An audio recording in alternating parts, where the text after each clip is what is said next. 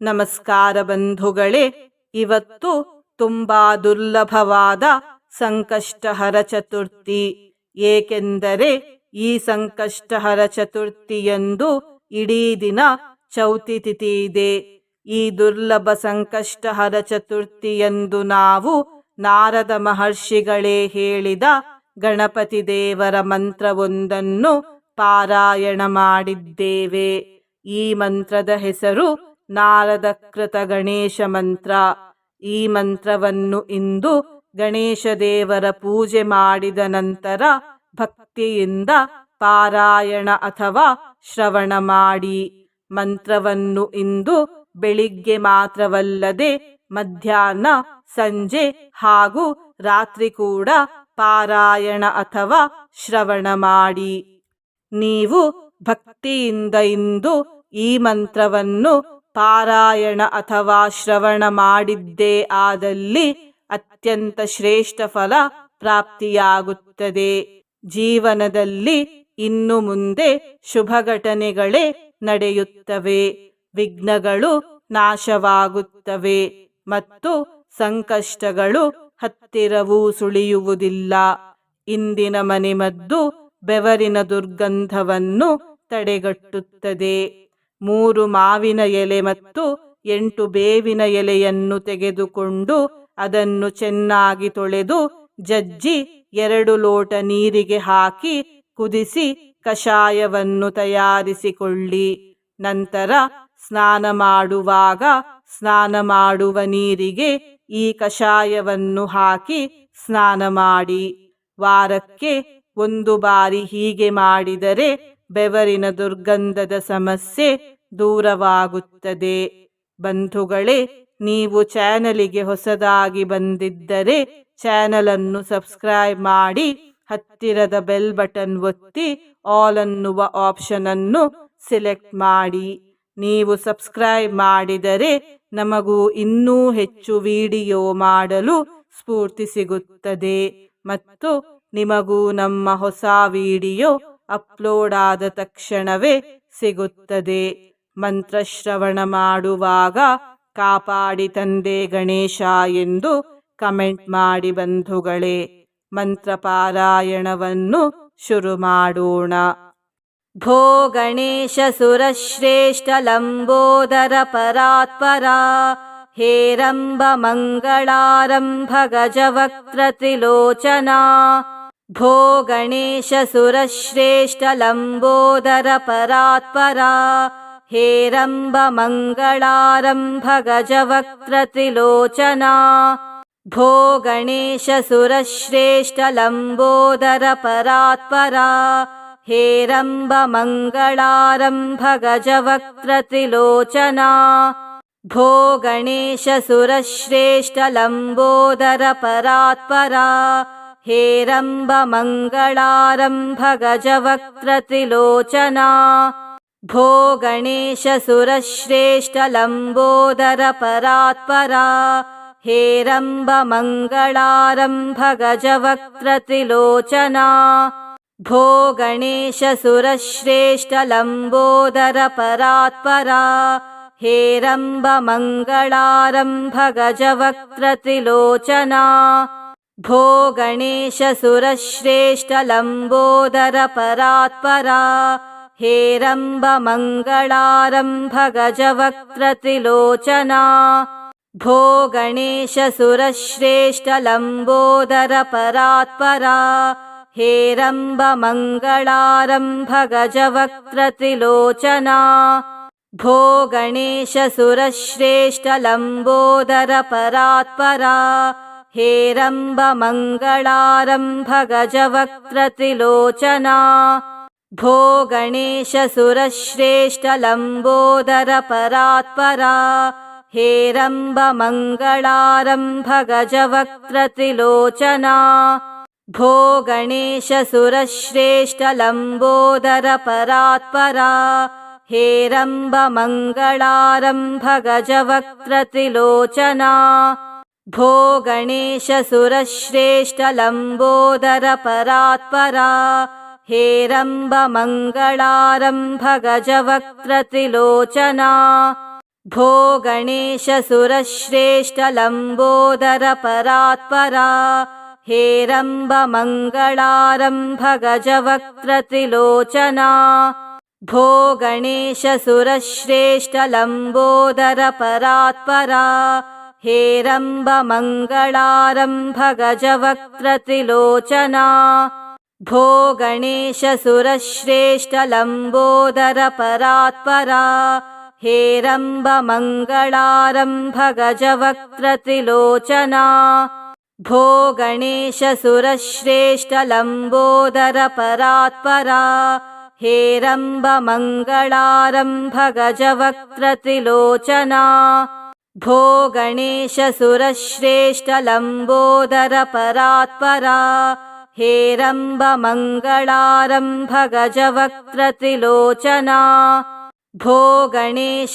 सुरश्रेष्ठलम्बोदर परात्परा हेरम्ब मङ्गलारम्भ गजवक्त्रत्रिलोचना भो गणेश सुरश्रेष्ठलम्बोदर परात्परा हेरम्ब मङ्गलारम्भ गजवक्त्रत्रिलोचना भो गणेश सुरश्रेष्ठलम्बोदर परात्परा हेरम्ब मङ्गलारम्भ गजवक्त्रत्रिलोचना भो गणेश सुरश्रेष्ठलम्बोदर परात्परा हेरम्ब मङ्गलारम्भ गजवक्त्रत्रिलोचना भो गणेश सुरश्रेष्ठलम्बोदर परात्परा हेरम्ब मङ्गलारम्भ गजवक्त्रत्रिलोचना भो गणेश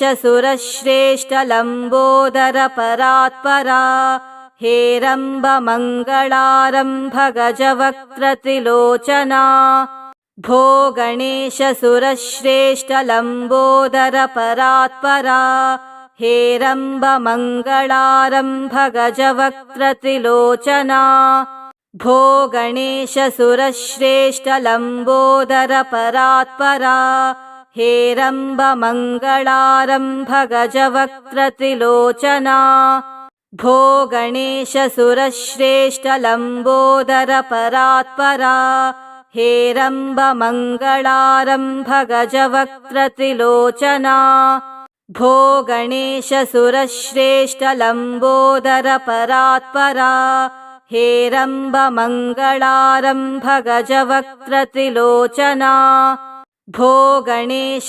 सुरश्रेष्ठलम्बोदर परात्परा हेरम्ब मङ्गलारम्भ गजवक्त्रत्रिलोचना भो गणेश सुरश्रेष्ठलम्बोदर परात्परा हेरम्ब मङ्गलारम्भ गजवक्त्रत्रिलोचना भो गणेश सुरश्रेष्ठलम्बोदर परात्परा हेरम्ब मङ्गलारम्भ गजवक्त्रत्रिलोचना भो गणेश सुरश्रेष्ठलम्बोदर परात्परा हेरम्ब मङ्गलारम्भ गजवक्त्रत्रिलोचना भो गणेश सुरश्रेष्ठलम्बोदर परात्परा हेरम्ब मङ्गलारम्भ गजवक्त्रत्रिलोचना भो गणेश सुरश्रेष्ठलम्बोदर परात्परा हेरम्ब मङ्गलारम्भ गजवक्त्रत्रिलोचना भो गणेश सुरश्रेष्ठलम्बोदर परात्परा हेरम्ब मङ्गलारम्भ गजवक्त्रत्रिलोचना भो गणेश सुरश्रेष्ठलम्बोदर परात्परा हेरम्ब मङ्गलारम्भ गजवक्त्रत्रिलोचना भो गणेश सुरश्रेष्ठलम्बोदर परात्परा हेरम्ब मङ्गलारम्भ गजवक्त्रत्रिलोचना भो गणेश सुरश्रेष्ठलम्बोदर परात्परा हेरम्ब मङ्गलारम्भ गजवक्त्रत्रिलोचना भो गणेश सुरश्रेष्ठलम्बोदर परात्परा हेरम्बमङ्गलारम्भ गजवक्त्रत्रिलोचना भो गणेशसुरश्रेष्ठलम्बोदरपरात्परा हेरम्बमङ्गलारम्भ गजवक्त्रत्रिलोचना भो गणेशसुरश्रेष्ठलम्बोदरपरात्परा हेरम्बमङ्गलारम्भ गजवक्त्रत्रिलोचना भो गणेशसुरश्रेष्ठलम्बोदरपरात्परा हेरम्बमङ्गलारम्भ गजवक्त्रत्रिलोचना भो गणेशसुरश्रेष्ठलम्बोदरपरात्परा हेरम्बमङ्गलारम्भ गजवक्त्रत्रिलोचना भो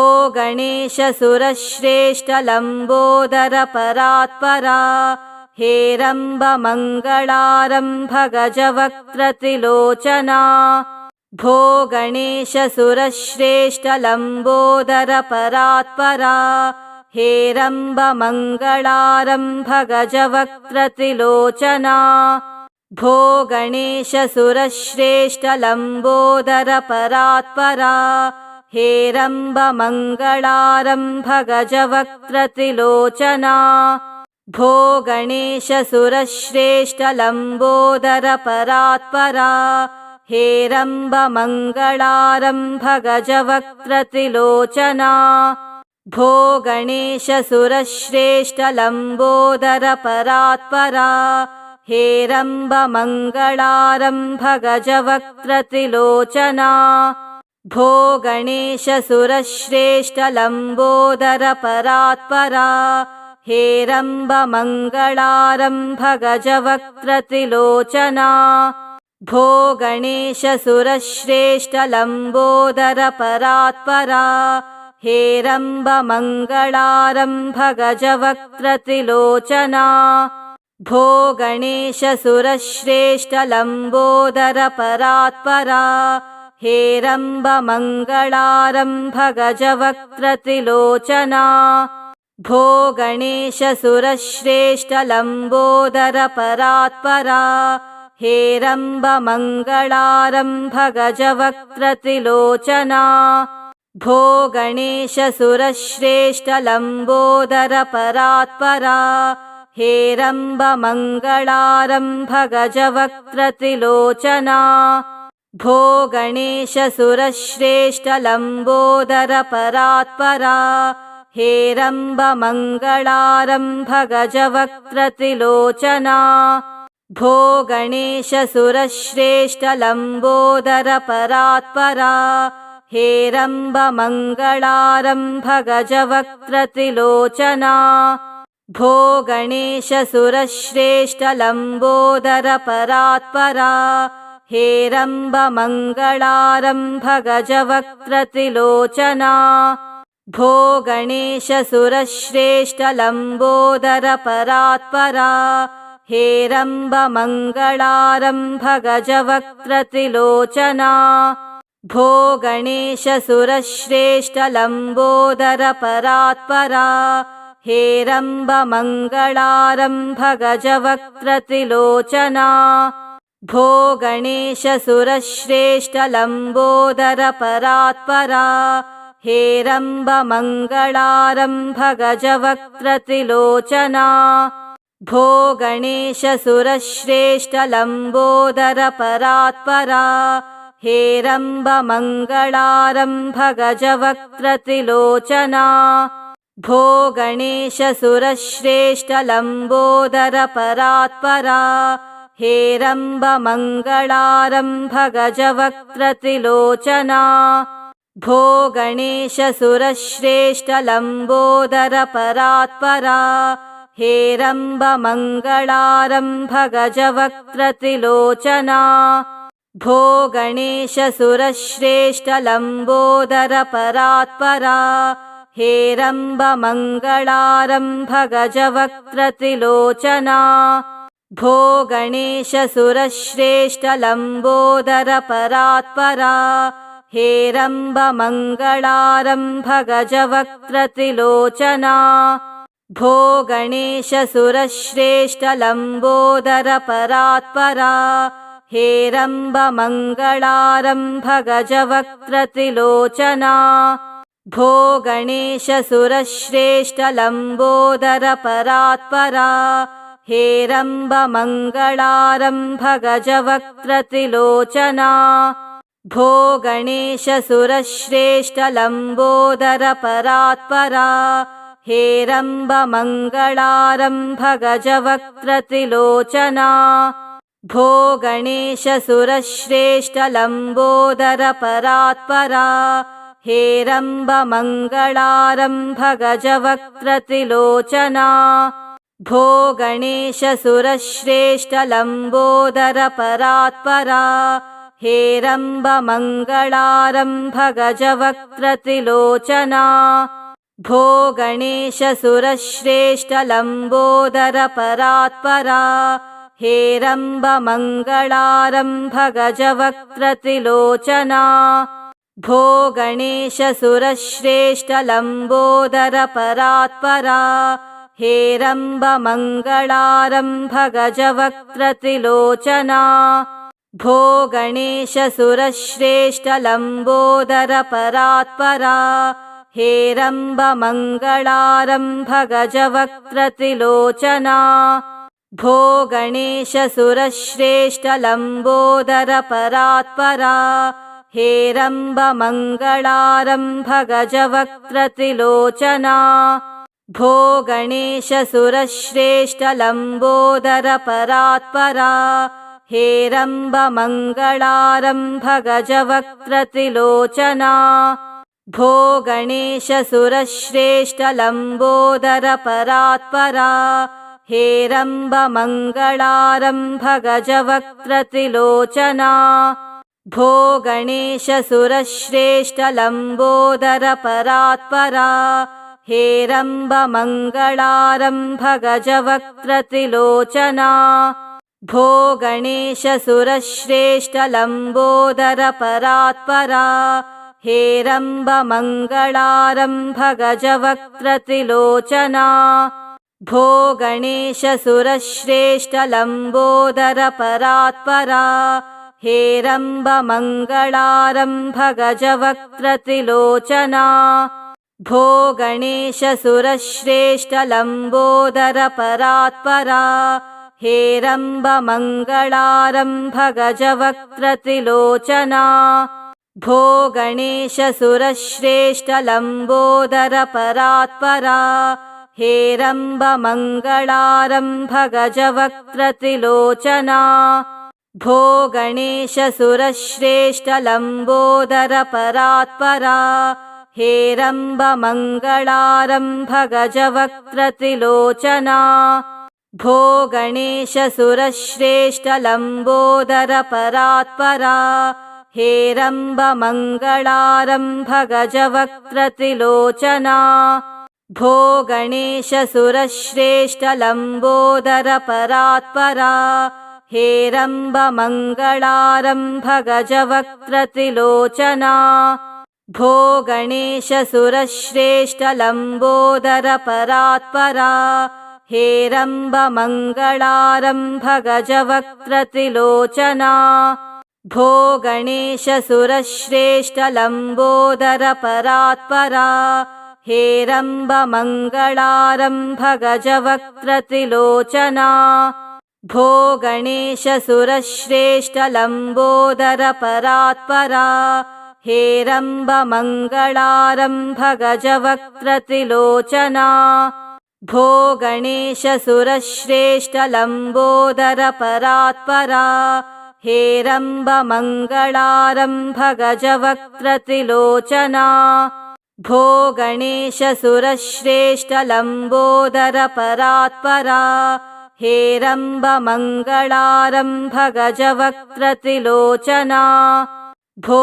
गणेशसुरश्रेष्ठलम्बोदरपरात्परा हेरम्बमङ्गलारम्भ गजवक्त्रत्रिलोचना भो गणेशसुरश्रेष्ठलम्बोदरपरात्परा हेरम्बमङ्गलारम्भ गजवक्त्रत्रिलोचना भो गणेशसुरश्रेष्ठलम्बोदर परात्परा हेरम्बमङ्गलारम्भ गजवक्त्रत्रिलोचना भो गणेशसुरश्रेष्ठलम्बोदर परात्परा हेरम्बमङ्गलारम्भ गजवक्त्रत्रिलोचना भो गणेशसुरश्रेष्ठलम्बोदर परात्परा हेरम्बमङ्गलारम्भ गजवक्त्रत्रिलोचना भो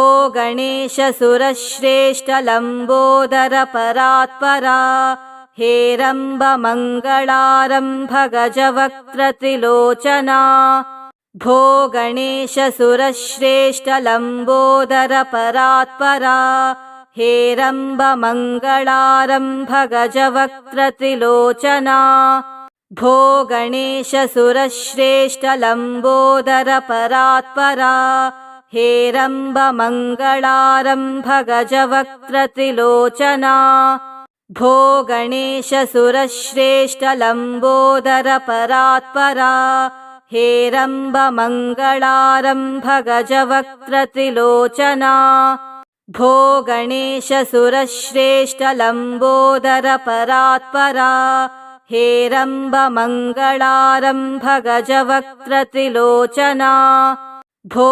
गणेशसुरश्रेष्ठलम्बोदर परात्परा हेरम्बमङ्गलारम्भ गजवक्त्रत्रिलोचना भो गणेशसुरश्रेष्ठलम्बोदर परात्परा हेरम्बमङ्गलारम्भ गजवक्त्रत्रिलोचना भो गणेशसुरश्रेष्ठलम्बोदर परात्परा हेरम्बमङ्गलारम्भ गजवक्त्रत्रिलोचना भो गणेशसुरश्रेष्ठलम्बोदर परात्परा हेरम्बमङ्गलारम्भ गजवक्त्रत्रिलोचना भो गणेशसुरश्रेष्ठलम्बोदर परात्परा हेरम्बमङ्गलारम्भ गजवक्त्रत्रिलोचना भो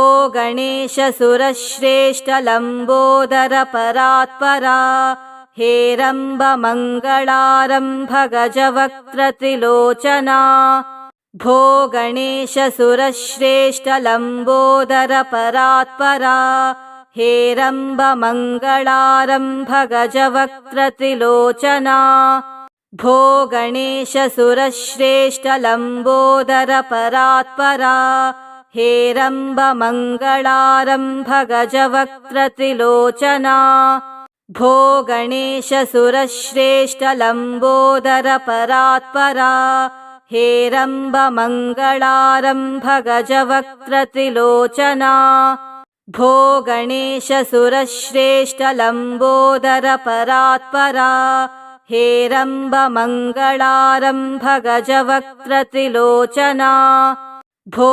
गणेशसुरश्रेष्ठलम्बोदर परात्परा हेरम्बमङ्गलारम्भ गजवक्त्रत्रिलोचना।